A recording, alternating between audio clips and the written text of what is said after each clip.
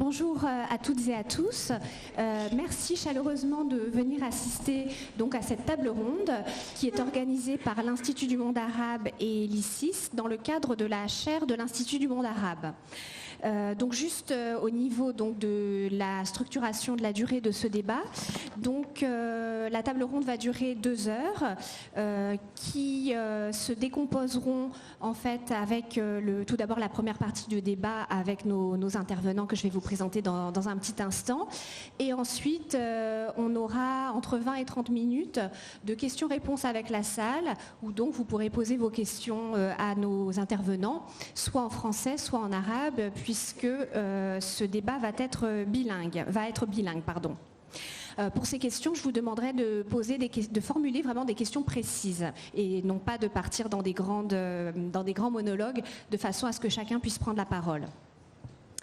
Donc ce débat qui nous intéresse aujourd'hui va donc porter sur les liens entre la pensée, la religion et les sciences modernes. C'est un sujet qui est particulièrement intéressant et d'une grande actualité en cette époque où finalement on note un retour de certains créationnismes dans la pensée religieuse.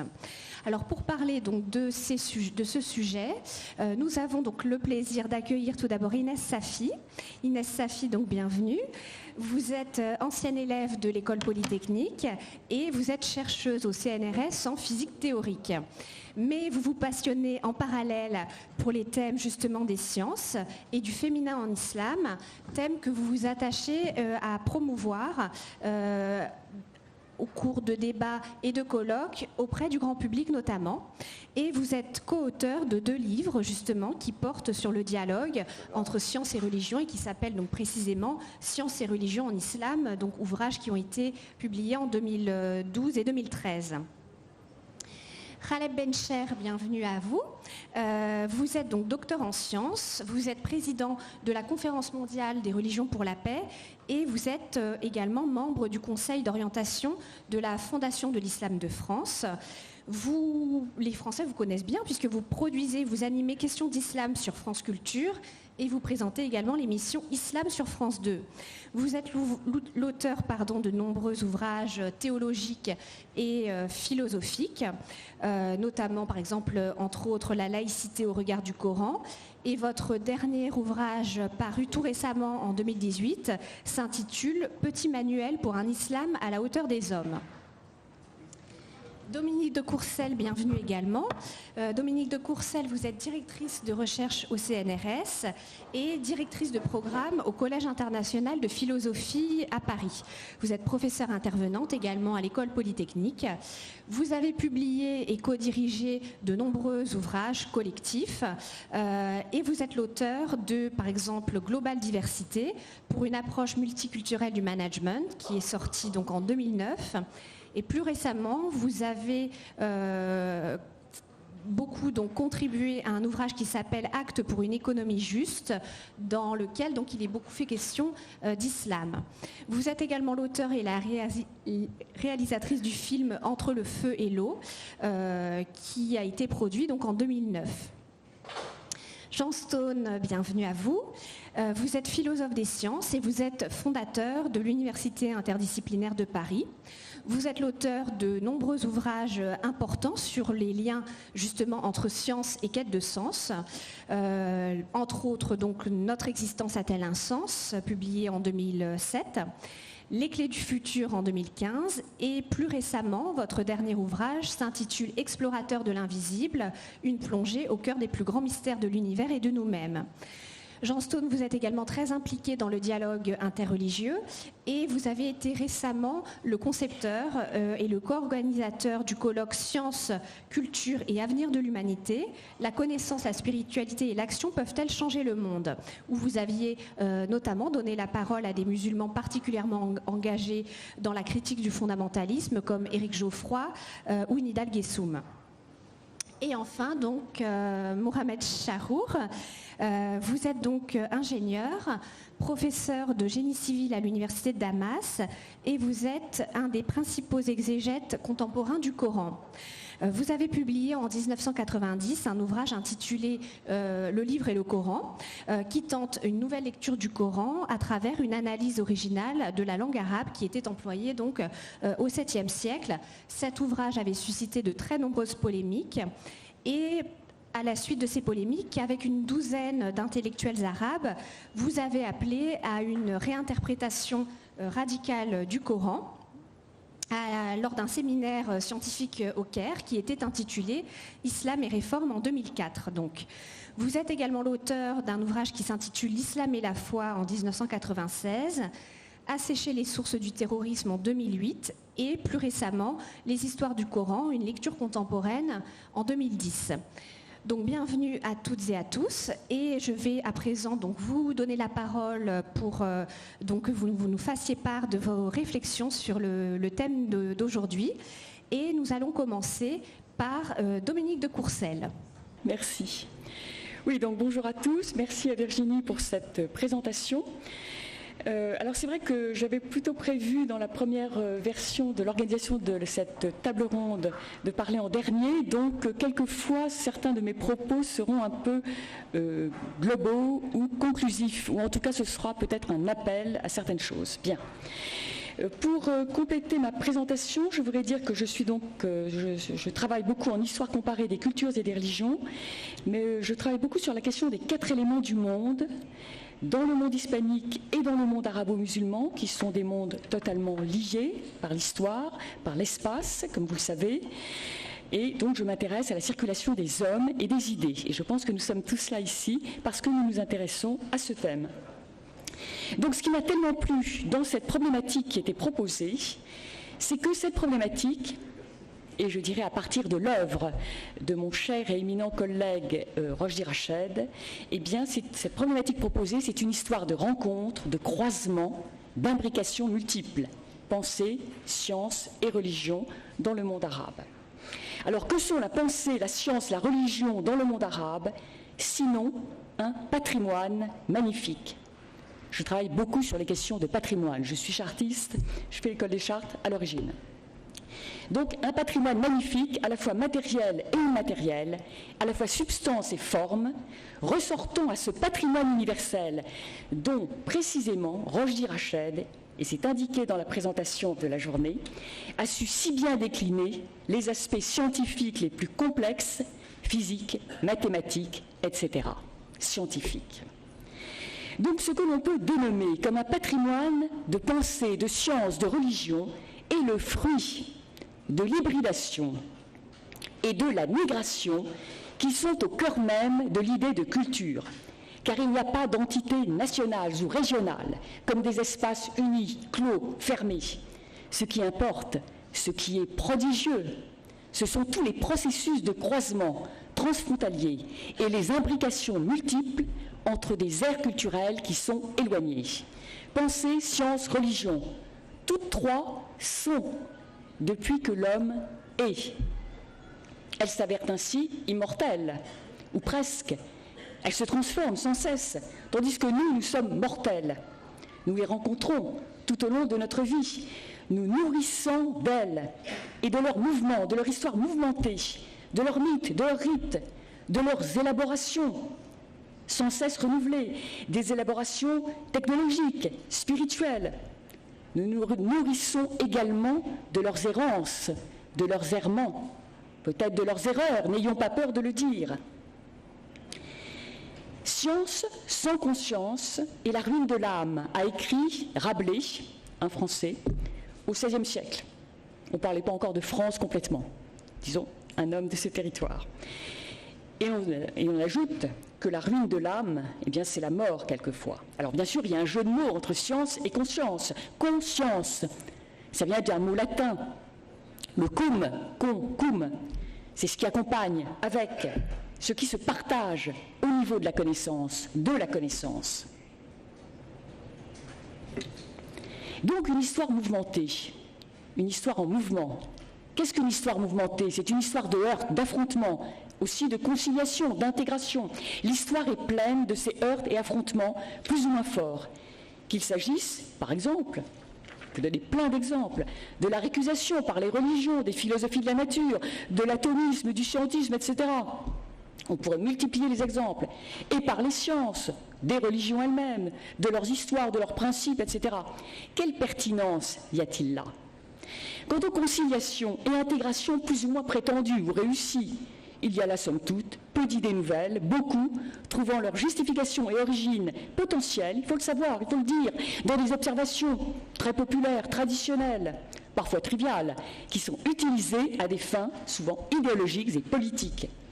Les religions monothéistes appellent à ne se fier qu'à un texte révélé, un texte qui a besoin d'être lu et déroulé dans le temps, un texte qui est ressorti au temps.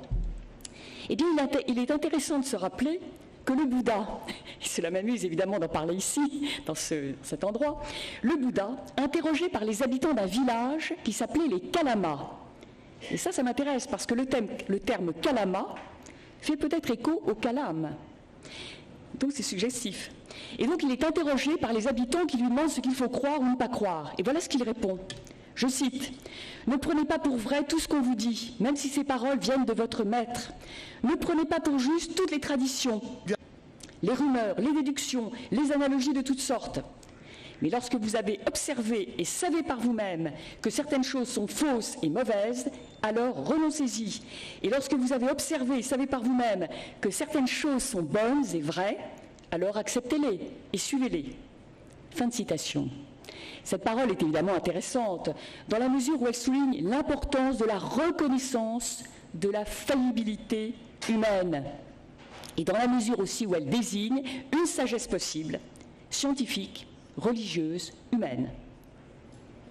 La sagesse n'est-elle pas précisément dans ces processus de croisement et dans les imbrications multiples entre ères culturelles?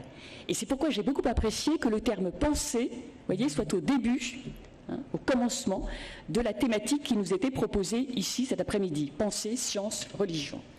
En effet, pensée, science, religion s'informent mutuellement. La pensée, elle nous rend capables de poser la question de l'impensable, justement, de l'inconnaissable, de l'autre. La science, pour sa part, ne cesse de repousser les frontières de la connaissance et donc du réel, cependant que la religion nous amène dans un au-delà du réel et de la substance. Et vous connaissez la belle formule d'Alexandre Coiré, expliquer le réel par l'impossible. Et je pense que c'est intéressant de la méditer ici pour notre réflexion. Alors il a été dit de cette phrase de Coiré qu'il s'agissait là du pari de la physique moderne selon Galilée. Je parle sous le contrôle des physiciens ici. Mais il est probable que cette affirmation renvoie à une histoire beaucoup plus éloignée. Le rôle du mythe dans les civilisations, par exemple les mythes cosmogoniques, ou les mythes, pour donner un exemple, de l'origine des médicaments, eh bien le rôle du mythe est absolument essentiel pour comprendre l'évolution de la science et des techniques qui lui sont liées, comme l'a si bien montré Claude Lévi-Strauss. Et la façon de dire, penser, transformer en technologie la science a alors à voir avec la culture et avec la religion, car le mythe, c'est aussi l'expression et l'information des croyances et des théologies et de leur évolution. Et donc la vertu interprétative des mythes va consister à appliquer le passé au présent pour le rendre, ce présent, compréhensible. Alors est-ce que la pensée n'a pas besoin à la fois de science et de religion, c'est-à-dire d'observation et d'expérimentation, comme de prise de conscience globale qui ne nécessite plus les images ni les paroles? Et là je voudrais encore citer quelqu'un, Albert Einstein, qui a admis, je le cite, « L'esprit scientifique, puissamment armé en sa méthode, n'existe pas sans la religiosité cosmique. Sa religiosité consiste à s'étonner, à s'extasier devant l'harmonie des lois de la nature, dévoilant une intelligence si supérieure que toutes les pensées humaines et toutes leurs ingéniosités ne peuvent révéler face à elle, cette pensée supérieure, que leur néant dérisoire. » Fin de citation.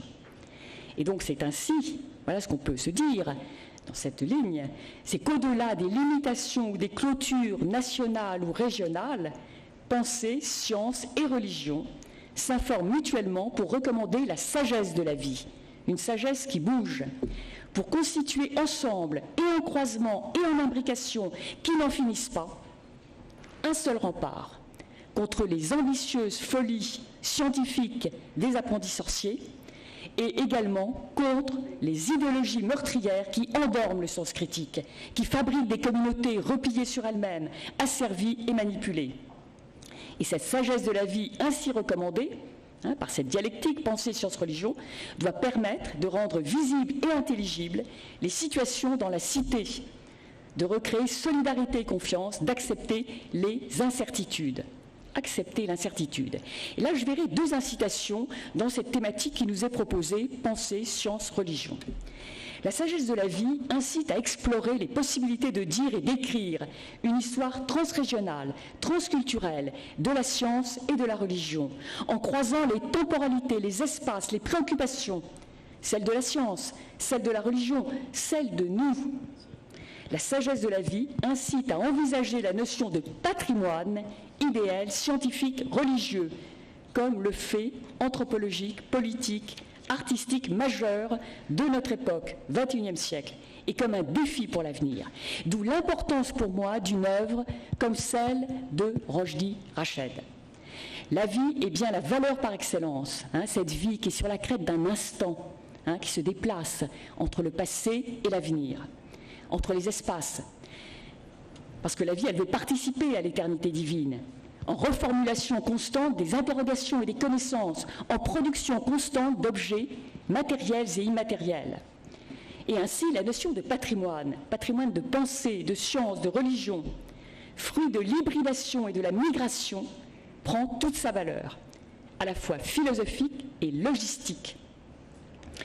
Et on va passer, pour reprendre l'expression d'un philosophe qui s'appelle Cassirer, d'un savoir substantiel à un savoir qui porte sur les fonctionnalités, c'est-à-dire sur les mouvements. Pensée, science et religion, parce qu'elles sont impliquées mutuellement, réciproquement, elles vont devenir ensemble recherche, principe d'incertitude.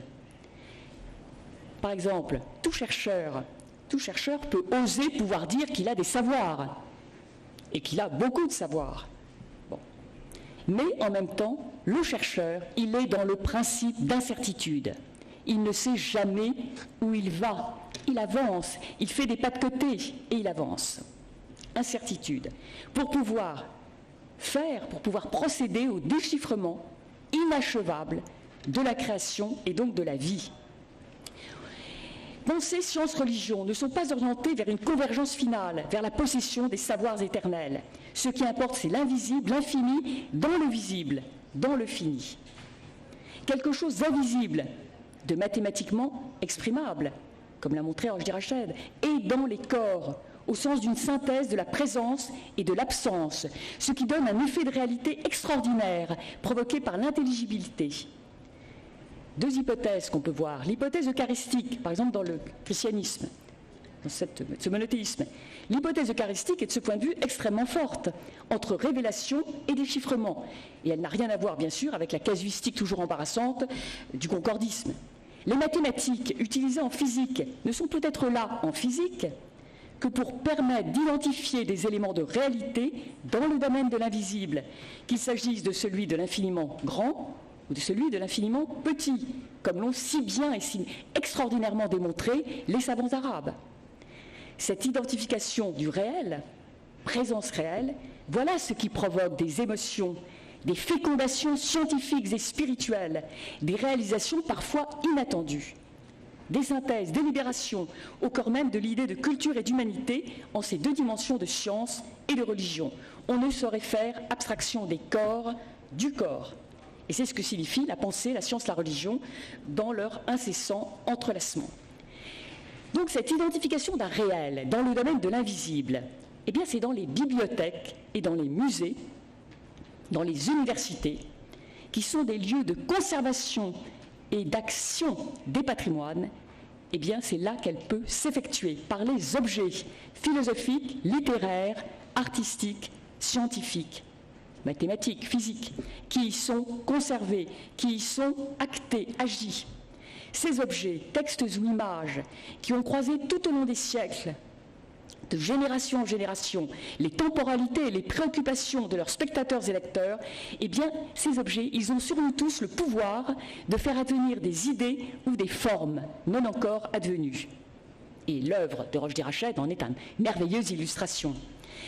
car ces objets, qu'ils soient traités de mathématiques ou de physique, ou qu'ils soient textes sacrés des religions, qu'ils soient instruments de mesure ou poésie mystique, peinture ou sculpture ou équation, ils sont certes, vous êtes d'accord, immobilisés, emprisonnés, dans des livres ou dans des vitrines ou sur des murs, ou dans des paroles d'enseignement universitaire.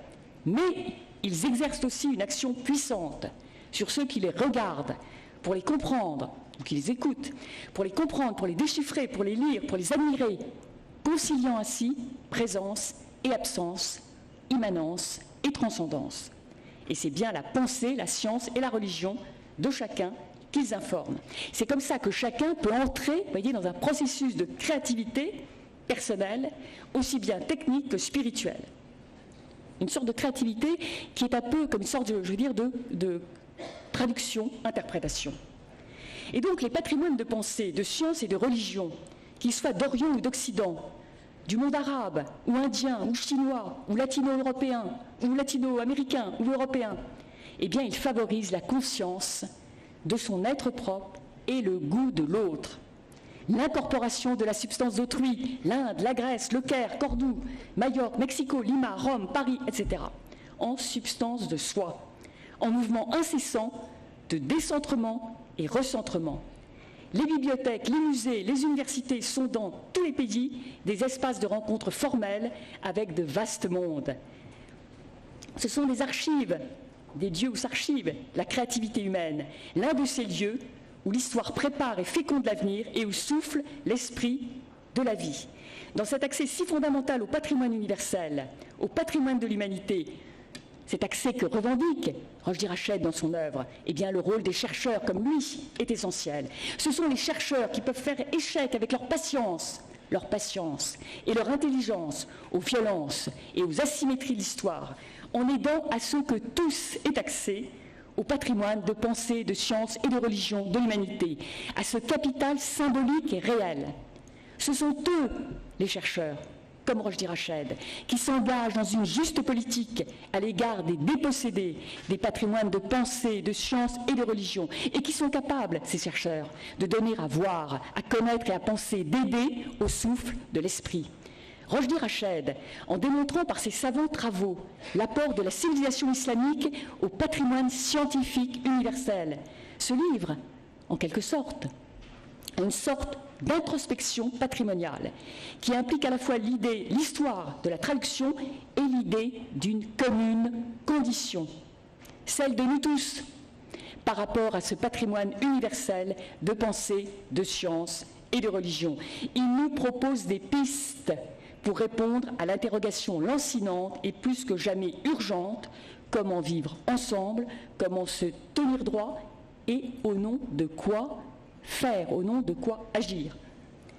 La chaire de Lima, et nous sommes ici grâce à cette chaire de Lima, intitulée Pour une pensée arabe moderne, est ainsi une chaire d'histoire parfaitement prospective et expérimentale. Et j'espère que Mojave sera d'accord là-dessus. Elle se nourrit d'entrelacements avec l'histoire des sciences et des religions. Elle participe d'une traversée responsable et libre des multiples lieux du savoir. Et je voudrais conclure là-dessus, et certainement en reprenant tout ce que vous allez dire et exposer avec votre science, qui dépasse la mienne, je ne suis pas physicienne ni mathématicienne. Un appel, je pense, et ici à Lima, ça a particulièrement de sens de faire cet appel, un appel pour une traversée ensemble, responsable et libre, des jeunes, des moins jeunes, de tous. Et ça peut peut-être être une mission de Lima. Traverser ensemble des multiples lieux du savoir, conscience de ce patrimoine universel qui nous nourrit tous. Une mission de Lima, au cœur d'une grande ville européenne dont on voit les toits ici, les toits sous nos yeux, qui disent bien la multiplicité du monde sous un ciel globalement partagé. Une traversée qui peut être ensemble, qui peut être pleine d'espérance malgré tout et en dépit de tous les problèmes que nous pouvons connaître. Mais donc pour cela, je pense, la chaire de Lima et ce qu'on fait ici est vraiment un motif, un principe d'espérance. Je vous remercie.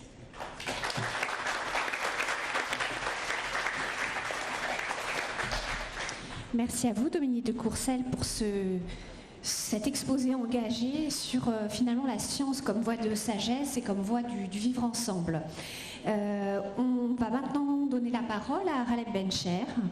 Khaled, c'est votre tour. Mesdames et messieurs, bon après-midi. C'est vraiment une grande joie aussi de m'adresser à vous. Et je me réjouis qu'une grande maison telle que celle-là puisse nous donner l'occasion d'échanger, d'avoir cette effervescence intellectuelle. Et ce n'est pas nouveau en tout cas. Et ça se passe sous un ciel clément, enfin au sens démocratique, ça se passe à Paris. Ce que j'aimerais que de tels débats puissent avoir lieu en contexte islamique et dans le monde arabe. On en est encore loin, mais ça ne veut pas dire que ça ne peut pas se passer. Au contraire, le plus grand voyage commence par un pas, et tout commencement est déjà une partie du tout, dit Aristote. Alors le triptyque de nos jours, d'aujourd'hui, c'est pensée, science et religion.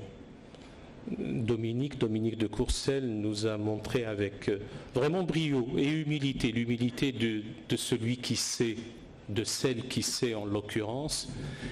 Et si vous en êtes d'accord, j'ai envie de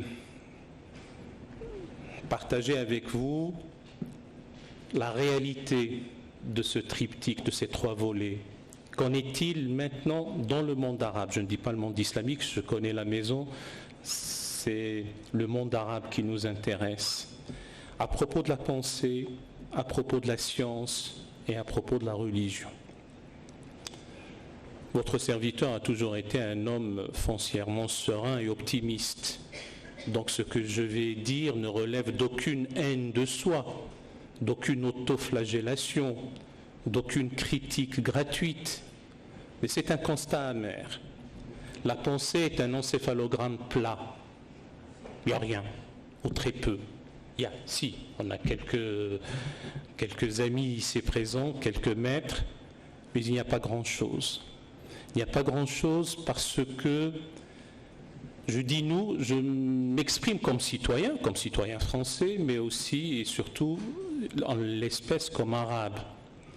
Parce que nous avons raté la séquence moment Descartes, moment Freud, et de ce qu'il y a entre les deux.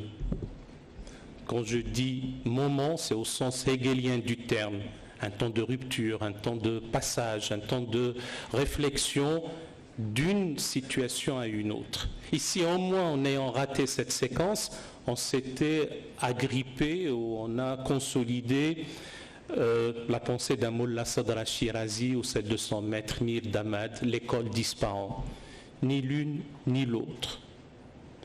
Et quand je parle de la séquence moment Descartes, moment Freud, c'est ce qu'il y a aussi entre les deux. Et sans vouloir faire étalage d'une vaine érudition, c'est tout ce qui a été produit par Pierre Bayle, par John Locke, par John Stuart Mill, pour ne citer que cela, et surtout un Cesare Beccaria, parce que c'est très important au niveau du droit. La seule réponse dans la régression tragique, et régression qui a suivi la régression, c'était de dire qu'avant 622, ce fut un temps de l'ignorance, et après 622, on a les lumières de la foi. Voilà. Bon, je suis peut-être sévère, mais je fais mienne la parole d'Ibn Khaldoun qui, dans ses Prolégomènes, disait « Lorsque le vent de la civilisation eut cessé de souffler, et que le dépérissement des connaissances scientifiques eut suivi celui de la civilisation, eh bien les sciences disparurent. » Et on en trouve quelques notions chez de rares individus qui doivent se dérober à la surveillance des docteurs de la foi orthodoxe. C'est dans ces prolégomènes, fin de citation.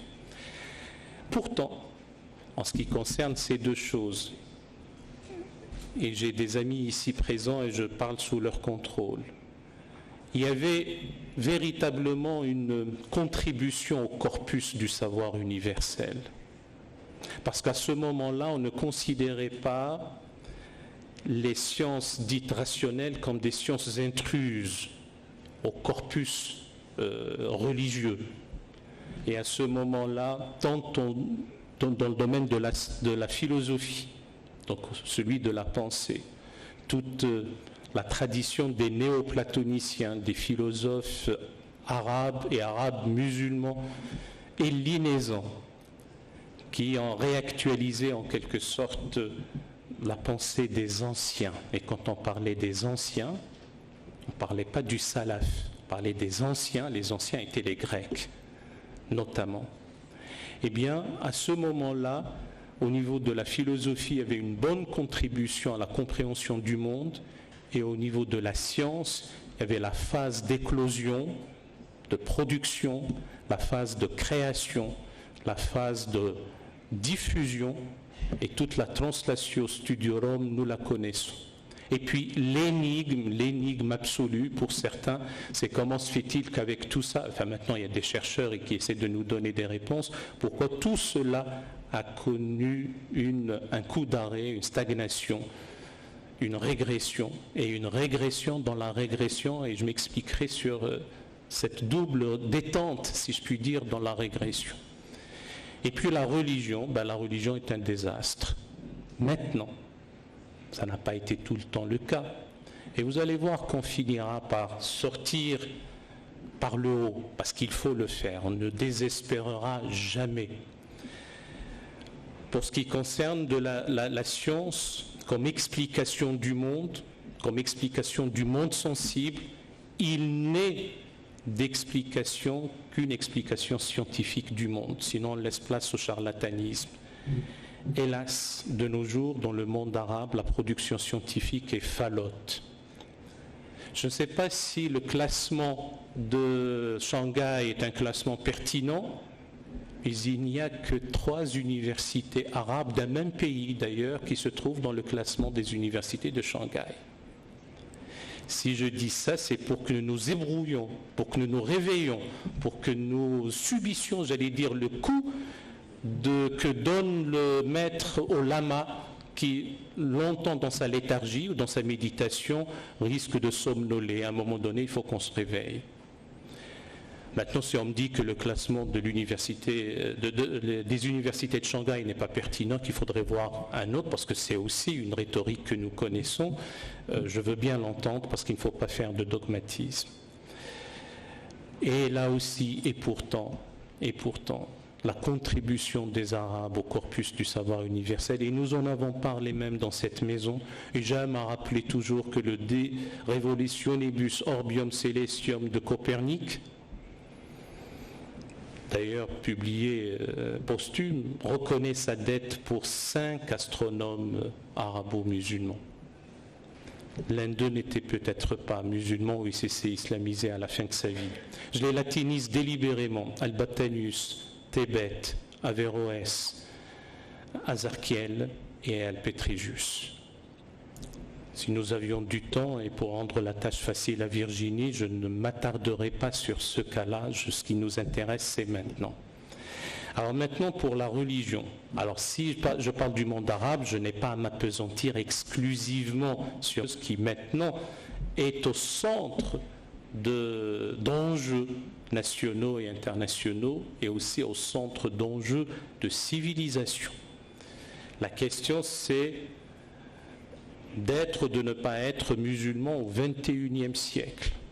La question, c'est qu'allons-nous faire et comment allons-nous vivre avec une vision, avec une Weltanschauung, comme on dit, avec une tradition religieuse islamique momifiée par des doctrines qui ont corseté, voire laissé place à l'abrasement de la réflexion, le suicide de la pensée, effectivement, la négation de l'intelligence, la défaite même de la réflexion, depuis quelque temps. Et le fait que nous nous réunissions, que nous parlions, qu'il y ait des velléités, même des écoles de pensée qui naissent, montre que ce n'est pas désespéré à jamais. Et de mon point de vue, je finirai là-dessus, il y a 3 grands chantiers titanesques auxquels la pensée théologique, notamment dans les contextes islamiques, doit relever ces défis, ces enjeux. Le premier est celui de la liberté de conscience, de la liberté d'expression, de la liberté de création, de ne plus jamais criminaliser l'apostasie, de laisser place effectivement à cet élan, et que la croyance, que les questions de foi relèvent d'une adhésion intime et spontanée dans un acte libre en être libre. Il s'agit de la dignité de l'homme, de la dignité de l'être humain, de répondre présent à l'appel transcendant en conscience et en liberté. Le deuxième, et là aussi on aura à dire beaucoup de choses, j'ai eu l'occasion de le répéter, pardon pour les redondances, le scotome. Un scotome, pour ceux qui savent, chez les ophtalmologistes, est la lésion du nerf optique. Le scotome de la pensée en contexte islamique de nos jours est cette affaire de liberté de conscience, et cette affaire de liberté tout court, et avec tout ce qui en découle, notamment le pluralisme, l'enseignement à l'altérité notamment confessionnelle, la désintrication de la politique d'avec la religion. On ne peut pas venir dire qu'on a pénétré le désir politique de Dieu, qu'on a scruté sa volonté et de surcroît qu'on l'impose à autrui. Et donc de ce point de vue-là, laisser place, de mon point de vue, je n'ai aucun dogmatisme là-dessus, ce sont des convictions révisables, interrogeables, discutables, et qui doivent être confrontés avec d'autres idées. Mais de mon point de vue, nous ne sortirions de l'ornière qu'avec le positivisme juridique, ou encore considérer que la fabrique de la loi, la norme juridique, sont une émanation rationnelle des hommes qui s'applique aux hommes pour le bien-être des hommes. Bon, tout législateur peut légiférer selon ses principes transcendants et métaphysiques, c'est son affaire. Mais dans la citoyenneté et le citoyen comme sujet de droit est dans un premier temps soumis à la loi commune. Et c'est le primat de la loi démocratique, j'ai envie de dire, sur telle ou telle loi d'inspiration religieuse. Et d'ailleurs, à ce sujet, il faut en finir avec l'obsession de la norme religieuse, cette obsession de la norme. On ne va pas périr par le feu de l'enfer. Je vous le dis. Et puis peut-être en finir avec l'axiomatique d'un discours reculé, avec la pensée magique, avec une rationalité fermée, la raison religieuse dévote, avec les représentations superstitieuses, avec ce mélange du merveilleux, du mystérieux, de l'extraordinaire dans l'histoire. Et tout ce mélange-là fait qu'on n'arrive pas à réfléchir. Il y a une infantilisation des esprits, il y a une captation des consciences culpabilisées. Et on ne peut pas continuer comme ça. Ce n'est pas possible. Alors le deuxième chantier est celui de l'égalité. Je ne suis pas en train de passer la devise républicaine en revue, mais en tout cas l'égalité est fondamentale aussi, de tous les êtres. L'égale dignité des êtres humains par-delà le genre, par-delà l'appartenance confessionnelle, par-delà les orientations métaphysiques. C'est de l'homme qu'il s'agit, de tout l'homme. C'est renouer avec l'humanisme. Et il y avait un humanisme d'expression arabe en contexte islamique totalement oublié, oblitéré, effacé des mémoires, occulté, insoupçonné même. Il est temps de renouer avec cet humanisme et le conjuguer avec d'autres apports, y compris celui de l'Aufklärung. Les Lumières qui ont trahi d'ailleurs leurs idéaux avec le colonialisme, avec beaucoup de choses. Mais en tout cas, il reste en tout cas une réflexion sur l'homme, la prise en charge de l'intérêt de l'homme. C'est prendre en considération la conquête du bonheur et la quête du salut dès ici-bas, dans ce monde-ci. C'est la préoccupation de la personne humaine. Ce que faisaient Ikhwan Safa, les frères de la pureté, dans leurs épîtres, ils avaient ce souci de l'homme. Je ne vois pas pourquoi on l'oublie. Donc c'est quelque chose auquel, à mon avis, auquel nous devons être attachés, et c'est considérable. C'est cette question de l'humanisme, un humanisme qui assume tous les héritages des peuples, quels qu'ils soient, y compris sous ceux qui haine sous des servitudes renouvelées, ceux qui sont chassés injustement de leur demeure à cause des désastres climatiques ou à cause des guerres, parce que nous faisons partie d'une même humanité. Et puis, bien sûr, le dernier chantier est celui de la désacralisation de la violence. Je n'arrive pas à comprendre comment se fait-il qu'au XXIe siècle, on puisse croire qu'il y ait une quelconque efficacité à la violence et à supposer par extraordinaire qu'on le pense, au moins qu'on la laisse à l'État. L'État qui est le détenteur de la violence légitime, nous enseignait Weber. Et que ce ne sont pas des individus, et encore moins des illuminés exaltés ou des hiérarques religieux qui, du haut de leur chair, viennent nous dire qu'elle est commanditée par la transcendance, ou garantie par le divin, ou on continue à convoquer des phalanges angéliques, ou faire appel aux puissances célestes pour aider les armées terrestres. Ce type de pensée est archaïque. Or, nous n'avons pas envie de rester dans l'archaïsme de la pensée. Au contraire, nous voulons sortir de ça. Et je finis par ce qui va devenir vraiment un dada, et je ne cesse de le répéter. Les maîtres mots demeureront toujours l'éducation, l'instruction, l'acquisition du savoir, la culture, la connaissance, l'ouverture sur le monde. Ouverture sur le monde, et j'ai parlé tout à l'heure de l'éducation à l'altérité, à la connaissance de ce qui fonde les systèmes de pensée ailleurs. C'est s'ouvrir ou élargir l'horizon. Tout cela conjugué aux valeurs esthétiques, l'inclination pour la beauté et les valeurs esthétiques. Parce que ce qui flatte les sens, ce qui élève l'âme, en dehors des considérations spirituelles, reconnu et respecté et respectable, il y a aussi cet amour de la beauté. Comme condition nécessaire, elle n'est pas suffisante. Les belles lettres, les beaux-arts, la poésie, la musique, c'est en tout cas ce qui fait une civilisation. Et vraiment, ma chère Virginie, je finis là-dessus, je t'assure, c'est cette idée chère notamment à Mohamed Harkoun d'une raison émergente, ou l'émergence d'une rationalité qu'il qualifie de métamoderne, à côté de la modernité. Parce que la modernité aussi a besoin d'être critiquée. Et quand j'ai parlé tout à l'heure de la séquence moment Descartes, moment Freud, c'est une séquence qui a besoin d'être étudiée, ingérée, assimilée, critiquée et dépassée. Ça ne veut pas dire qu'il faut s'y figer. Je n'ai jamais dit ça.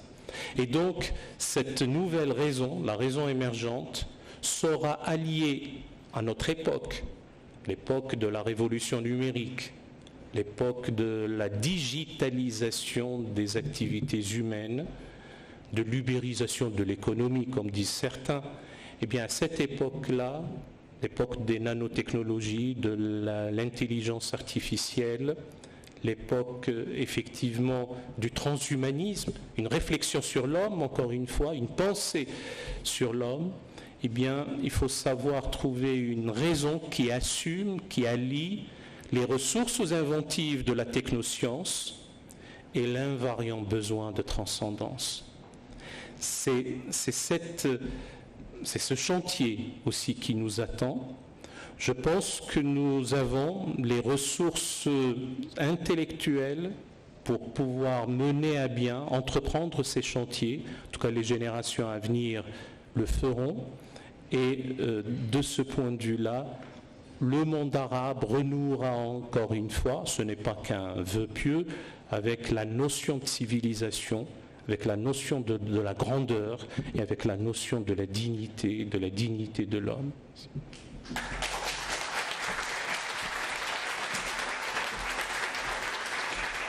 Merci beaucoup, Khaled Bencher, pour cet exposé que vous auriez pu intituler « Réveillons-nous » ou « De l'urgence de mettre fin au suicide de la pensée ». Merci vraiment, c'était passionnant. Nous allons donc maintenant écouter Jean Stone. Merci Virginie. Donc, bonjour à tous. Donc d'abord, Et je vais dire quelques mots sur le fait de pourquoi un chrétien comme moi s'est retrouvé au cœur de toute une série de projets science et islam, étant le seul non-musulman à parler avec toute une série d'amis musulmans en Indonésie, en Malaisie, en Jordanie, aux Émirats arabes unis, au Maroc, en Algérie et dans les grandes mosquées, Lyon, Paris, Londres et ailleurs. Eh bien, cela a commencé avec mon ami Bruno Abdallah Guiderdoni, qui est ici avec nous tout au fond de la salle, quand nous avons été conviés dans un grand programme à l'université de Berkeley, où ils avaient eu l'excellente idée de rassembler des scientifiques de toutes les croyances par discipline. Il y a les astrophysiciens, juifs, musulmans, hindous, catholiques, bouddhistes, des biologistes, juifs, musulmans, hindous, catholiques, bouddhistes, etc., et qui parlaient entre eux. Qu'est-ce que c'est que d'être scientifique et d'avoir la même discipline scientifique, tous biologistes, tous physiciens, par exemple, dans les groupes différents, et d'avoir des foi différentes. Est-ce que la science était un lien, justement? Et c'est très important, on y reviendra, parce que c'est justement cette idée, Raleigh Benchek a fini là-dessus, sur le lien entre la transcendance et la raison, qui est évidemment essentielle. Donc on avait ces groupes de travail qui, après, se sont réunis, on avait des scientifiques de chaque groupe témoins qui apparaissaient en public dans des grands colloques. Mais il y a des rencontres privées. Et on s'est rendu compte que les représentants musulmans n'étaient pas toujours très au fait des choses et pas toujours de très haut niveau.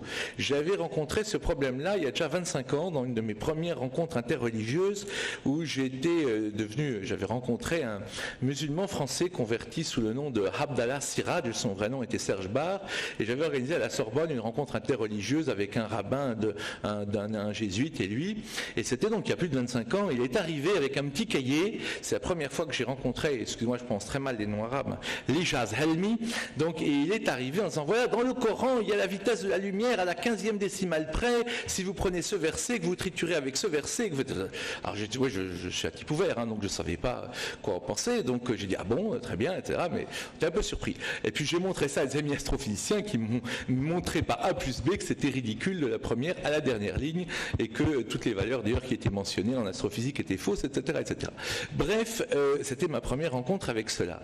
Et quand donc on a avec Bruno vu ce problème, on a mis en place donc une série de formations sur en fait deux grands problèmes. Parce qu'on vous dit souvent quand on fait des conférences sur sciences et religion dans le monde musulman, j'étais vendredi soir à Alger à l'invitation, et j'y reviendrai, du directeur général de la recherche, et c'était à la fois un bol d'air, c'est un bol d'air pour un Français de voir qu'un directeur général, l'équivalent du directeur général du CNRS en France, en Algérie, lui vous invite pour faire une conférence sur sciences et religion. Et on vous dit, en France c'est impossible, on vous dit nous les musulmans on n'a pas eu d'affaire Galilée, on n'a pas eu de tout ça, donc on n'a pas de problème entre science et religion. Je leur dis c'est absolument faux. Vous avez deux grands problèmes. Le premier problème, je vous l'ai dit, c'est l'Ijaz Helmi. Alors, c'est quelque chose qui est récent. Il faut savoir que c'est un Français qui est à l'origine de ça, même pas musulman d'ailleurs, a priori, enfin, à moins qu'il soit converti, qui s'appelle Maurice Bucaille. Et ça a été repris après par toute une série avec passion dans le monde musulman. C'est quoi cette idée? C'est évidemment, c'est totalement contradictoire à certains des hadiths du prophète qui vous dit il faut aller chercher la connaissance jusqu'en Chine. Donc, s'il faut aller chercher la connaissance jusqu'en Chine, c'est que toute la connaissance n'est pas dans le Coran. Sinon, il n'y aura rien à faire. Il n'y a plus de recherche scientifique. On voit bien en fait d'où ça vient ce problème de l'Ijaz Helmi. Je l'ai compris quand, avec Nidal Gessoum, autre dirigeant de ces projets Sciences et Islam, on a organisé une conférence à Paris dans la faculté des sciences islamiques de Paris, un institut privé dirigé par mon ami Noureddin Bellout, qui fait un travail remarquable dans un milieu justement de gens très islamiques pour essayer de leur montrer à la fois la foi et la raison. Et Nidal faisait une conférence contre l'Ijaz Helmi. Il expliquait que c'était absurde, que c'est pas ça, que évidemment que le Coran est un texte révélé, évidemment, on va y revenir qu'il y a des connexions entre la religion et la science. Mais c'est pas la vitesse de la lumière ou la masse du proton que vous trouverez évidemment dans la Bible ou dans le Coran. Il y a la même chose avec la Bible, rassurez-vous. Il y a un gars qui a fait le code secret de la Bible et il vous explique que le 11 septembre est dans la Bible. Si vous triturez suffisamment les versets de la Bible, vous aurez le 11 septembre. Donc rassurez-vous, c'est pas propre à l'islam. Vous avez ce même genre de dérive ailleurs. Et donc, ce qui m'a frappé, c'est que donc Nidal faisait cette conférence devant des jeunes musulmans et à un moment, un musulman s'est retourné, quelqu'un comme un instruit, enfin qui avait un diplôme, qui était universitaire, il s'est retourné, il m'a dit mais Mais alors, si c'est pas vrai ça, qu'il n'y a pas tout ça dans le Coran, la masse du proton, la structure des continents, etc., mais alors il ne nous reste plus rien. Je dis, mais attends, pour vous, le Coran c'est juste ça. C'est un truc pour vous donner la vitesse de la lumière, la masse du proton, etc. Et toute la richesse alors de la tradition musulmane, et toute la mystique, et toute la beauté, et tout ça, il n'y a plus rien. Et on comprend d'où ça vient. C'est parce qu'évidemment, après plusieurs siècles, avec la colonisation, on en a parlé, après plusieurs siècles, effectivement, de régression et de domination par l'Occident, eh bien, il y a cette espèce d'idée identitaire, au moins nous, on a le Coran. Hein. Et alors, dans le Coran, alors là, il y a des trucs que les autres, ils n'ont pas, et puis qu'on avait avant eux, vous voyez. C'est ça le mécanisme. Et c'est ça, évidemment, qui pollue énormément les choses et qui fait évidemment, alors, je n'aurais pas osé aller aussi loin que mon ami Ghaleb Benchek, mais effectivement, elle est allée très loin, mais il a raison. Dans le livre Nidal Gessoum, Islam et Sciences aux éditions d'Hervy que je vous recommande, vous avez un sondage qui a été fait sur les croyances à l'université américaine de Sharjah, qui est une des 3 universités du classement de Shanghai, hein, des 3 universités du monde arabe dans le classement de Shanghai. Dans cette université, il a fait un sondage. Les étudiants, les professeurs non musulmans, les professeurs musulmans, avec des questions très simples. À votre avis, quel est l'âge de l'univers? À votre avis, depuis combien de temps il y a des hommes sur Terre? Et vous voyez qu'il y a un décalage terrible entre les réponses des professeurs, quelle que soit la discipline musulmane, et des professeurs non musulmans. Ensuite, dans ce livre Islam et Sciences, vous avez effectivement toute une série de chiffres sur le nombre de brevets déposés dans le monde arabo-musulman, sur le nombre d'articles scientifiques publiés. Je n'aurai pas la cruauté de les ramener, mais c'est évidemment assez dramatique. Et là, évidemment, Ghaleb Benchek vous l'a tout à fait dit. Et ce problème-là, alors il y a plusieurs causes, à mon avis, je ne suis pas spécialiste, mais évidemment, c'est déjà une cause très ancienne, qui est la fermeture je prononce très très mal, hein, donc de ce qu'on appelle l'ijtihad, hein, l'effort d'interprétation du Coran. Et quand vous lisez, par exemple, le Talmud, c'est extrêmement vivant. Vous avez Rabbi machin a dit ça, oui, mais Rabbi Alizé, oui, mais Rabbi Ben machin a dit ça, oui, et personne ne conclut. Et vous avez comme ça des pages et des pages et des pages et des pages de discussion. Hein. Eh bien, pourquoi est-ce que, question que certains musulmans posent ouvertement, pourquoi il y a, vous avez vu la population des juifs sur la planète, regardez le nombre de juifs prix Nobel et le nombre de musulmans prix Nobel. C'est plus que cruel de faire la comparaison. D'où ça vient? Ça vient une chose très simple, cette culture du dialogue, cette culture justement, Ghaleb en a très bien parlé, cette culture du fait que, ben voilà, il y a pas, on peut tout dire, on peut tout se dire, ben, moi je pense ça, mais toi tu penses ça, mais etc. Ils n'ont pas fermé leur ijtihad, voilà, en gros. Et donc certains juifs, même complètement athées, j'ai la chance d'avoir été l'ami d'une vingtaine de prix Nobel, certains donc sont des juifs croyants, d'autres sont des juifs athées, mais ils ont cette culture de la remise en cause, du dialogue, il n'y a pas de dogme, etc. Et donc on peut discuter, tous discutent. Ouais. Et ça, à mon avis, effectivement, cette fermeture de l'ijtihad, ça a été une des causes. Ensuite, donc, à cause de ce déclin-là, il ne faut quand même pas oublier, j'ai entre autres découvert, je l'avoue que je ne savais pas avant de tout faire tous ces programmes Sciences et Islam, qu'il ne faut pas oublier des gens comme Al-Haytham, je prononce très très mal, hein, certainement, Al-Haytham, le spécialiste de l'optique. Il avait 4 ou 5 siècles d'avance sur l'Occident.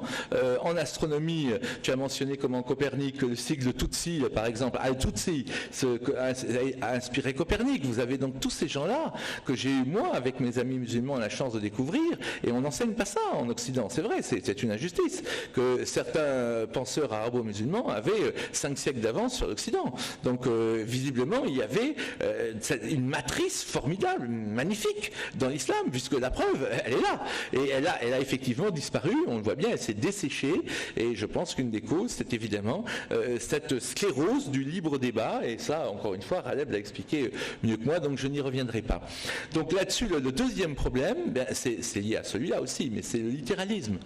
Encore une fois, je vous ai dit, c'est très intéressant pour moi de faire des conférences sur sciences et religion des deux côtés de la Méditerranée, et j'en fais donc très régulièrement. Et bien là, quand j'étais en Algérie, j'ai discuté avec une dame qui était chercheuse en neurosciences de haut niveau. Elle a été invitée dans des grandes universités américaines, donc c'était une personne déjà âgée, c'est pas un étudiant qui sort. Et après ma conférence, elle essayait de me démontrer qu'en fait le singe descendait de l'homme et non pas l'homme descendait du singe. Pourquoi ? Parce qu'il y a une phrase du Coran qui explique que, évidemment, Dieu a puni certaines personnes et ils sont restés, etc., sous cette façon-là, et tout.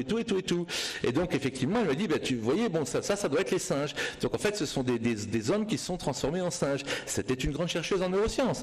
Et partout où je passe, et le Nidal Guessoum le montre encore mieux dans son livre, le truc où ça choque le plus, les musulmans peuvent être forts en physique, hein, on en a preuve ici d'ailleurs, en astrophysique, Nidal et bien d'autres, en mathématiques. Le principal déficit aujourd'hui dans le monde arabo-musulman, il est sur la biologie.